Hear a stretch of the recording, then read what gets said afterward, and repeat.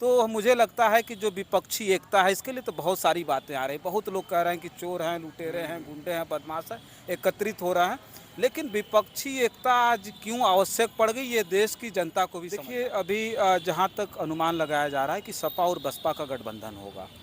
अगर उत्तर प्रदेश में सपा और बसपा का गठबंधन होगा तो कांग्रेस भी साथ आएगी। मुझे रोजगार देने की बात करने वाली भारतीय जनता पार्टी और सरकार ने जानते हैं आज लोगों को आत्मनिर्भर बनने का नारा दिया। लोगों ने कहा कि ये पकौड़ा बेचना भी रोजगार है। आज चाय और पकौड़े की दुकान खोला, कितनी शर्म की बात है। हमारे समझ में नहीं आता है कि MBA चाय वाला, BCA चाय वाला, ग्रेजुएट चाय वाला, विश्व गुरु की हम हाँ बात कर रहे हैं। सोचिए हम विश्व गुरु बनेंगे। तो ये सब बिहार में आज महागठबंधन की एक मीटिंग हुई। कहा जाता है कि ये 2024 के आने वाले इलेक्शन के लिए अभी से शंखनाद बज गया है, यानी 2024 का बिगुल बज गया है।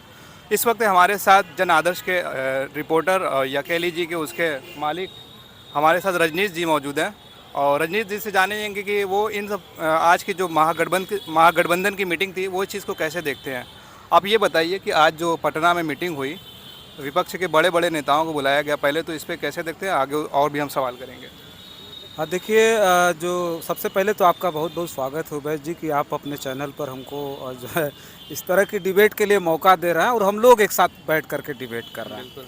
और ये कहीं ना कहीं देखिए जो विपक्षी एकता की जो सबसे बड़ी बैठक थी पटना में, हालांकि बैठकों का दौर बहुत दिनों से चल रहा है, वहाँ सबसे पहले विपक्ष के एकता के लिए नीतीश कुमार ने सबसे पहले निकल करके देश के लोगों को पहले ही समझाया, विपक्षी पार्टियों को समझाया कि भैया एक होकर के हम मोदी को शिकस्त दे सकते हैं। तो उसके लिए जैसा ममता बनर्जी ने भी कहा कि नहीं, लखनऊ से और दिल्ली से करने से बेहतर है कि आप पटना से करिए। पटना में जो ये बैठक हुई उसका जो हम अगर हम बहुत दूर तक देखते हैं तो उसका इतिहास बहुत लंबा रहा, बहुत बड़ा रहा। और जिस आश्रम में, जिस मैदान में ये बैठक हुई है उसका भी एक इतिहास रहा है। तो मुझे लगता है कि जो विपक्षी एकता है इसके लिए तो बहुत सारी बातें आ रही हैं। बहुत लोग कह रहे हैं कि चोर हैं, लुटेरे हैं, गुंडे हैं, बदमाश हैं, एकत्रित हो रहे हैं। लेकिन विपक्षी एकता आज क्यों आवश्यक पड़ गई ये देश की जनता को भी समझना पड़ेगा। हम देखिए स्वतंत्र पत्रकार हैं और हम स्वतंत्र बोलते हैं, उसमें हम ये नहीं बोलेंगे कि नहीं ये गलत हो रहा है, वो गलत, कुछ भी नहीं है। जो विपक्ष है, विपक्ष को वास्तव में एकजुट होकर के इस बात को तो समझना पड़ेगा कि जो देश आज़ादी के बाद जिस तरह से प्रगति के मार्ग पे था, आज वो देश कहाँ जा रही है ये विपक्ष तो समझ रहा है। लेकिन जनता के दिमाग में ये विपक्ष ये बात समझाने में सफल होगा, ये तो देखिए आने क्या वाला। लगता है कि जो मीटिंग हुई है वो सफल होगी? और देखा गया कि बहुत से छोटे दलों को नहीं पूछा गया, आप इसको कैसे देखते हैं? सबको पूछना चाहिए था या नहीं? नहीं नहीं, पूछना चाहिए था, लेकिन मुझे लगता है कि अभी बहुत सारी मीटिंगें होनी है, बहुत सारे बैठक होने हैं, ये नहीं है। पहले छोटी बैठक होती है, छोटे बड़े बड़े लोगों को पहले बुला करके समझाया जाता है, फिर सारे लोगों को एकत्रित किया जाता है। वैसे उत्तर प्रदेश में कुछ बड़े दलों को नहीं बुलाया गया, जैसे BSP को हमको लगता है कि नहीं बुलाया गया, या बुलाया गया हो न गई हो तो वो अलग की बात है। वहीं RLD को नहीं पूछा गया, RLD भी एक बड़ा दल है, यहाँ नहीं पूछा गया। तो पूछना चाहिए था, लेकिन हमको लगता है कि आने वाले समय में चूँकि जो विपक्ष की जो बैठक हुई उसमें ये मसौदा ज़रूर तैयार हुआ होगा, ये मसौदा तैयार हुआ होगा कि सभी दलों को एकत्रित करना है। छोटे छोटे दलों को भारतीय जनता पार्टी ने इकट्ठा करके आज अपने को गिनाया कि नहीं हम देश की क्या दुनिया की सबसे बड़ी पार्टी हो गया। तो उसी तरह से विपक्ष को भी करना पड़ेगा। IMM को भी देखा गया कि वहाँ के जो नेता थे, हम देख रहे थे वहाँ के रिपोर्टर को, तो IMM का भी था कि अगर हमें बुलाते तो हम जाते। आपने भी अभी बातचीत में बताया कि RLD या किसी को उन्होंने कहा कि अगर बुलाते तो हम जाते। हाँ, तो क्या लगता है कि ये इनकी ताकत को विपक्ष नहीं समझ रही है, छोटे दलों की? नहीं नहीं, वही तो हम बता रहे हैं, विपक्ष समझ रहा है ये सवाल। हाँ, ये सवाल मैं समझ सकता हूँ कि हालांकि AIM IM को बुलाना चाहिए था, जो असदुद्दीन ओवैसी जी हैं उनको भी बुलाना चाहिए था, वो बड़े नेता हैं। अब तो पहले हैदराबाद से उन्होंने भले शुरुआत की थी, लेकिन उत्तर प्रदेश में, बिहार में अच्छी खासी उनकी पकड़ है, वोट परसेंटेज हाँ, बढ़ रहा है। हाँ काफ़ी ज़्यादा है, तो उनको बुलाना चाहिए था। लेकिन हम बता तो रहे हैं कि अभी वो लोगों को, जिन लोगों को बुलाया गया था, वो लोग धीरे धीरे करके बहुत जो है बड़ी मीटिंग ऑर्गेनाइज करेंगे, क्योंकि उन्होंने कहा भी, मल्लिकार्जुन खड़गे जी ने भी यही बात कहा, ममता बनर्जी ने भी वही बात कहा है। तो ये सारे लोग, क्योंकि जो प्रदेशों के मुख्यमंत्री थे तमाम लोग आए थे, तो इन लोगों ने कहा है कि ये बैठकें और होंगी, इसका जो है पूरी तरह से तैयारी की जाएगी, सारे लोगों को बुलाया जाए। लालू यादव बहुत दिनों बाद दिखे, क्या लगता है कि लालू यादव को लाने का कुछ असर दिखेगा? देखिए, लालू यादव इस देश के महान नेता हैं इस बात को मैं नहीं कह रहा हूँ, वो हर एक कमेरावादी व्यक्ति जो मतलब जो है बिल्कुल जो किसान होगा, जो मजदूर होगा, चरवाहा होगा, वो जानता है कि लालू यादव क्या है। लालू यादव ने इस देश को एक बहुत बड़ी ताकत दी। आज लालू यादव को हम एक ऐसा राजनेता मानते हैं इस देश में जो किसी भी मुश्किल में कहीं भी वो झुके नहीं, और आने वाले समय में तमाम जो राजनेता हैं उनको वो लेना चाहिए। मतलब उनसे बहुत सारी चीज़ें सीखनी चाहिए राजनीति में, कि लालू यादव एक ऐसे व्यक्ति थे जो कभी झुके नहीं, कभी नहीं। कितना हो बड़ी ताकत आ गई, वो झुकने वाले नहीं थे और ना है। आने वाले समय में उनकी पीढ़ियां क्या करेगी ये हम नहीं बता पाएंगे। राहुल गांधी ने कहा कि अगर हम बिहार जीत गए तो सारा देश जीत जाएंगे। और उत्तर प्रदेश में देखा जाता है कि कांग्रेस बहुत ही मजबूत नहीं है। हाँ। यहाँ पे या तो सपा चलती है या तो फिर बीजेपी। हाँ, बीएसपी का भी BSP है। भी है। हाँ, बीएसपी का भी है।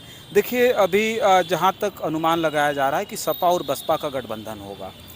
अगर उत्तर प्रदेश में सपा और बसपा का गठबंधन होगा तो कांग्रेस भी साथ आएगी, मुझे लगता है कांग्रेस भी साथ में होगी।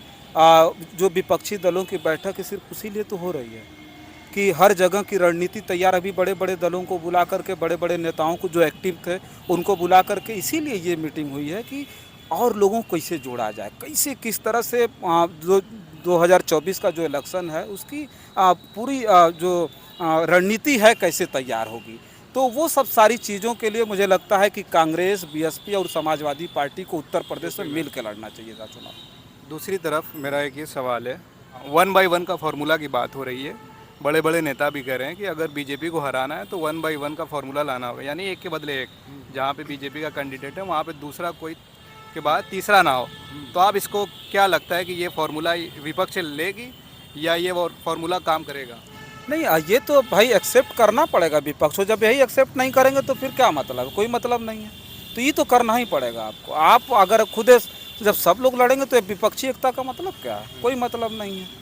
तो जो 1 by 1 का फार्मूला, इससे फ़ायदा विपक्ष को मिलेगा। ऐसा इसी चीज़ के लिए मीटिंग हो रही है। क्योंकि राजीव गांधी के समय में विपक्ष ने इसी फार्मूले को लेकर लड़ा था और हराया था। हाँ हाँ, कांग्रेस बिल्कुल बिल्कुल बिल्कुल। और वही इस बार भी होगा मुझे लगता है। और 2024 में एक बात हम बताएं, सच में भारतीय जनता पार्टी अब हमको नहीं लगता है सत्ता में आएगी। आपको जो भी लगता हो, देश के लोगों को तमाम बहुत सारे लोग हैं जो मीडिया में हैं, बहुत सारे लोग ऐसे हैं जो विश्लेषण करते हैं राजनीति का, उनको भी ये बात समझ में आने लगा है। ये जानिए, कहीं ना कहीं हमको लगता है कि फिर से कांग्रेस सत्ता में बड़ी तेज़ी से वापसी कर रही है। बताइए ना कि हम बार बार हर एक खबर में बता रहे हैं कि जिस नारे को लेकर के, कांग्रेस मुक्त भारत के नारे को लेकर के भारतीय जनता पार्टी सत्ता में आ गई थी, लेकिन तमाम राज्यों में बड़ी तेज़ी से कांग्रेस पार्टी का वापस होना ये मामूली चीज़ नहीं है। और इस विपक्षी बैठक में कन्याकुमारी से लेकर के कश्मीर पूरा उपस्थित हुआ था।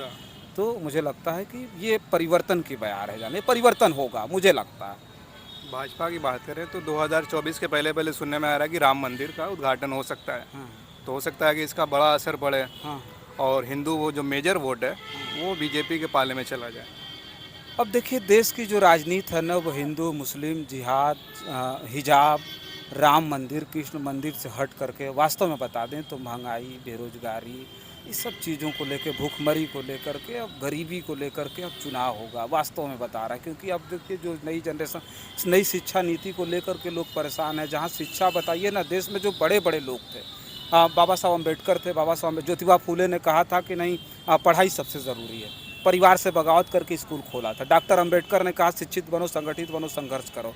बिल्कुल। एपीजे अब्दुल कलाम साहब ने बहुत बड़ी बात कही थी, वो मैं बार बार बोलता हूँ। उन्होंने कहा था पहले दुनिया शरीर के ताकत से चलती थी, फिर उसके बाद धीरे धीरे जब दुनिया आगे बढ़ी तो फिर पैसे की ताकत पर कुछ दिन तक चली।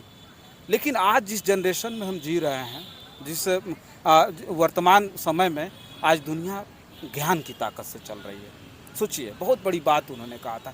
तो वो सारी चीज़ें, अब ज्ञान की ताकत से देश चलेगा और वहीं शिक्षा नीति इतनी महंगी होगी कि गरीब के बच्चे पढ़ नहीं पाएंगे। हमने ग्रेजुएशन, हम गाजीपुर के रहने वाले हैं, हमने ग्रेजुएशन 925 रुपये की फ़ीस पर हमने किया था।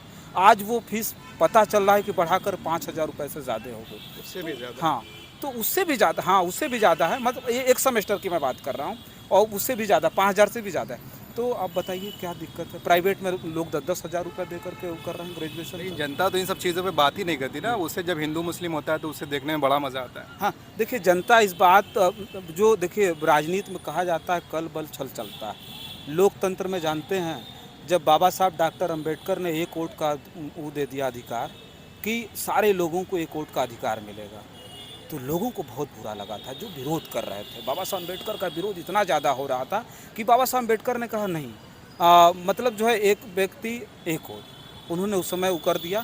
तो उसी वक्त लोगों के दिमाग में आया कि ये तो सारे लोगों को, हमारा जो पढ़ा लिखा व्यक्ति है, हम ग्रेजुएशन है, पोस्ट ग्रेजुएट है, हम डीएम है, कलेक्टर है, हमको एक वोट देने का अधिकार है। एक व्यक्ति है जो बिल्कुल दीनहीन है, वो जो है गंदा साफ करता है, मतलब बिल्कुल निचले स्तर पर, उसका भी एक वोट का अधिकार है। तो लोगों को दिमाग में आया कि अब हम अपनी पॉलिटिक्स कैसे करेंगे। सबको जब एक वोट देने का अधिकार मिल गया तो अब उसमें लोगों को भरगलाना शुरू कर दिया। वो भी एक राजनीति है, जिसे जानते हैं ना, आज सबसे ज़्यादा चलन है लोगों को खरीदने का, सबसे ज़्यादा चलन है मुर्गा, दारू, शराब बांट करके वोट खरीदा जाता है। ये पहले छोटे चुनाव में होता था, अब बड़े बड़े चुनाव में ये सब हो रहा है। तो ये सब सारी चीज़ें कब होती थी जानते हैं? जब आदमी भरा होता था, जब हमारा पेट भरा है तो हमको समझ में आता था ठीक है कोई बात नहीं। लेकिन आज हम जब भूखे हो जाएंगे ना, जब हमको खाने की ज़रूरत पड़ेगी, एक हमको कहानी याद आ जाती है। लंबा वीडियो नहीं ना हो रहा, कोई दिक्कत नहीं। एक कहानी याद आ जाती है कि एक बार एक व्यक्ति जाता है अरस्तू के पास, अरस्तू को जानते होंगे, उनके पास जाता है, उनसे कहता है कि मैं बहुत बड़ा आदमी बनना चाहता हूँ, मैं बहुत धनवान व्यक्ति बनना चाहता हूँ। तब जो है अरस्तू ने कहा कि अच्छा, तो बोला कोई हमको उपाय बताइए, हमको कोई प्लेटफार्म नहीं मिल रहा है कि हम कहीं जाकर के बहुत बड़ा अमीर व्यक्ति बन जाऊँ। बोला ठीक हमारे साथ चलो। और अरस्तू उसको ले करके जाते हैं, और ले करके जब जाते हैं और जाने के बाद एक नदी के किनारे पहुंचते हैं और पूरा अपना कपड़ा निकालते हैं अंडरवियर पे, और उनसे भी कहते हैं, उस बच्चे से भी 15-16 साल 17 साल का लड़का था, बोलते तुम भी कपड़ा निकालो।